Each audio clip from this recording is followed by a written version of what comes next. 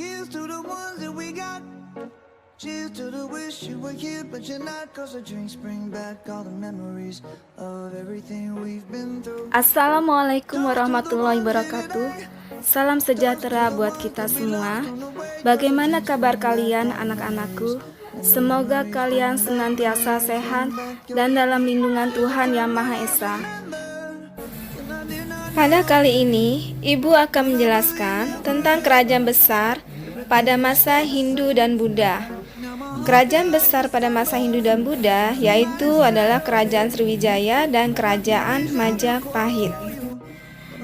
Kerajaan Sriwijaya ini merupakan kerajaan besar, yaitu kerajaan yang bercorak Buddha. Sedangkan Kerajaan Majapahit ini juga termasuk kerajaan besar, merupakan kerajaan bercorak Hindu.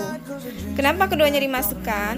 Karena wilayah kekuasaannya melebihi luas wilayah Indonesia pada sekarang ini. Seperti yang kalian lihat di slide, Kerajaan Sriwijaya merupakan kerajaan maritim yang kuat. Maritim di sini adalah maksudnya kelautan, di mana perekonomiannya mengandalkan sektor perdagangan.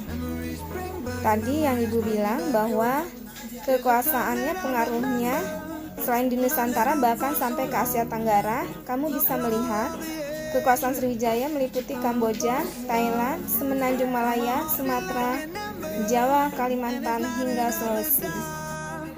Kehidupan politik Kerajaan Sriwijaya dilakukan dalam rangka untuk memperluas wilayah kekuasaannya dan memperkuat Kerajaan Sriwijaya. Langkah-langkah yang dilakukannya adalah, salah satunya adalah menguasai Palembang, ibu kota Kerajaan Sriwijaya yang tadinya dari Muara Takus kemudian dipindahkan ke Palembang. Yang kedua, pada abad ke-7 Sriwijaya berhasil menguasai kunci-kunci jalan perdagangan yang penting. Kemudian pada abad ke-8 Sriwijaya juga menduduki Semenanjung Malaya dan Tanah Gentingkra. Apa tujuannya? Tujuannya adalah menguasai daerah penghasil lada dan hitam. Dan yang paling penting di sini adalah Sriwijaya melakukan hubungan dengan kerajaan Cina dan India. Salah satunya agar kerajaan-kerajaan di luar Sriwijaya tidak menyerang kerajaan Sriwijaya. Sriwijaya melakukan hubungan politik dengan cara melakukan perkawinan politik dengan kerajaan lain dan juga menjalin hubungan perdagangan.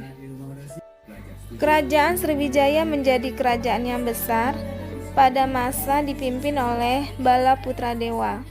Jadi Bala Putradewa ini adalah raja yang termasyhur dan terkenal karena kepemimpinannya sehingga Sriwijaya menjadi kerajaan yang maju.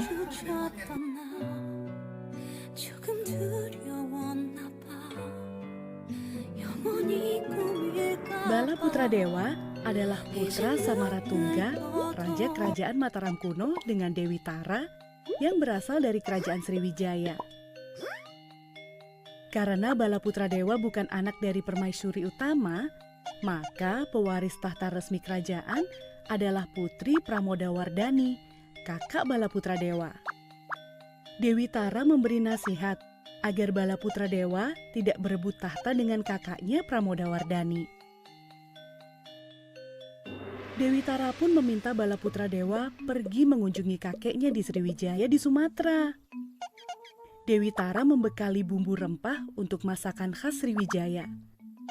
Saat Bala Putradewa bertemu kakeknya Raja Darmasetu, Dewi Tara meminta Bala Putradewa membuatkan masakan kesukaannya sebagai persembahan khusus Dewi Tara pada ayahnya. Bala Putradewa naik kapal dagang Mataram yang menuju ke Sriwijaya selama kurang lebih 1 bulan perjalanan laut. Selama di kapal, Bala Putradewa menyamar agar tidak dikenali sebagai putra Raja Mataram. Sampai juga Bala Putradewa di Sriwijaya. Mataram kampung halaman, kutinggalkan menuju seberang. Sriwijaya kediaman nenek moyang, tujuan masa depan cemerlang. Hei, ada apa itu?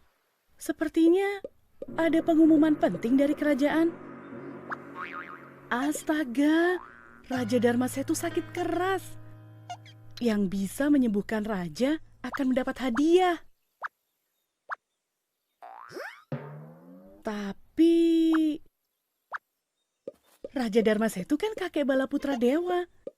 Kalau tidak ada yang bisa menyembuhkannya, bisa gawat.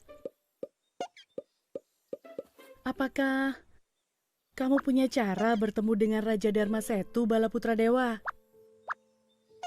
Oh tidak, jauh-jauh dari Mataram ke Sriwijaya, sama sekali tidak bisa bertemu Raja Darmasetu. Dewi Tara pasti kecewa sekali. Dia sudah berjanji menghidangkan masakan kare dengan rasa khas buatan Dewi Tara untuk Raja Darmasetu. Aha, sepertinya Balaputra Dewa sudah mendapat ide menarik. Balaputra Dewa datang ke istana dengan menyamar sebagai tabib dari bumi Mataram. Kantong berisi ramuan rempah milik Dewi Tara dia tunjukkan sebagai obat herbal. Hah, untunglah Balaputra Dewa diizinkan menemui raja. Oh, sungguh kasihan sekali raja. Dia terlihat lemah dan tidak bertenaga. Dia pasti tidak mau makan selama berhari-hari. Raja sepertinya mengigau. Siapa yang dia sebut dalam igauannya?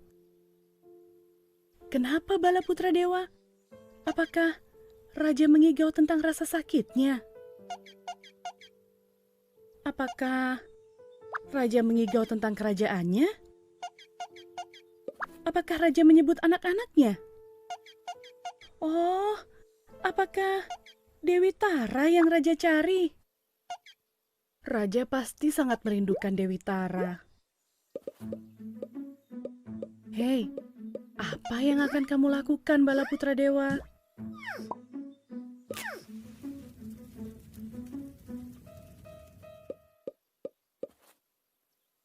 Hei, raja mau makan kare buatan Balaputra Dewa.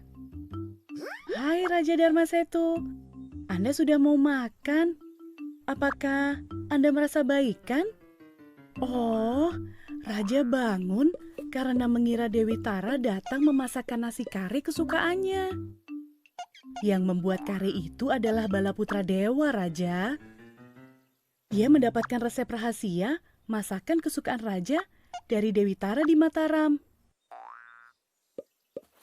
Betul, Raja. Balaputra Dewa adalah putra dari Dewi Tara. Jadi, dia adalah cucu raja.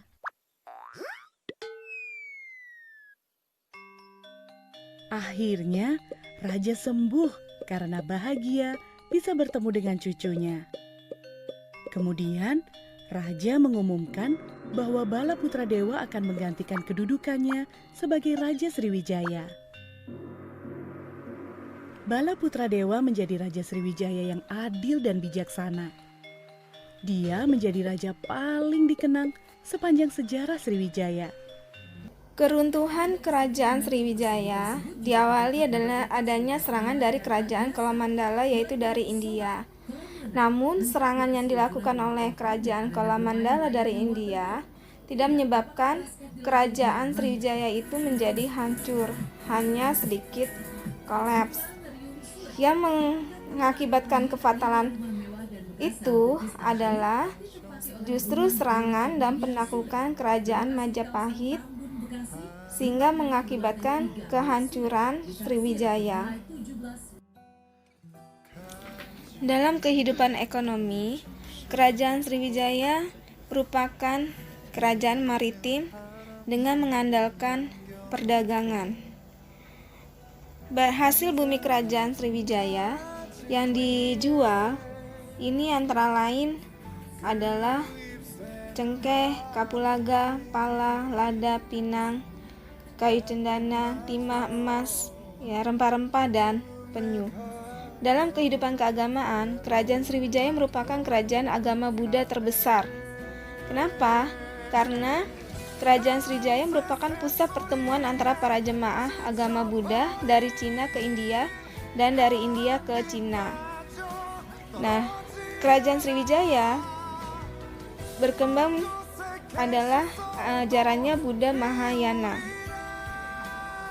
Bukti bahwa Kerajaan Sriwijaya merupakan kerajaan Buddha terbesar ini adalah dari berita Cina, yaitu perjalanan Ising yang kemudian ketika dia ingin belajar agama Buddha ke India, dia mampir ke Sriwijaya untuk belajar bahasa Sanskerta.